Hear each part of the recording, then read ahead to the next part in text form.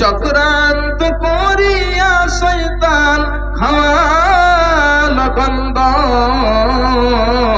তোমরা রেখো গো স্মরণ একদিন হবে যে মরণ। আরাফাতে হাজির হলেন ইব্রাহিম এক নবী ছিলেন, আরাফাতে হাজির হলেন। আরাফাতে যাওয়ার সময় ধোঁকা দেয় শয়তান।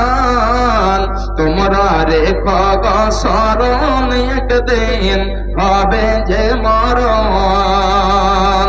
আরাফাতে যাওয়ার সময় ধোঁকা দেয় শয়তান। তোমরা রেখো গো স্মরণ একদিন হবে যে মরণ। আরাফাতে হাজির হলেন, আরাফাতে হাজির হলেন, শয়তানকে পাথর মারলেন। ইসমাইলের পরিবর্তে দুম্বা হইল কুরবান। আরাফাতে হাজির হলেন, শয়তানকে পাথর মারলেন।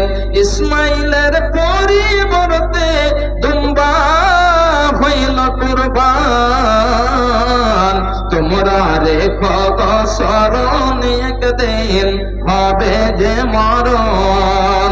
তোমরা রেখো গো স্মরণ একদিন হবে যে মরণ। শয়তান তোমাদের শত্রু বাদে বলে নিরঞ্জন।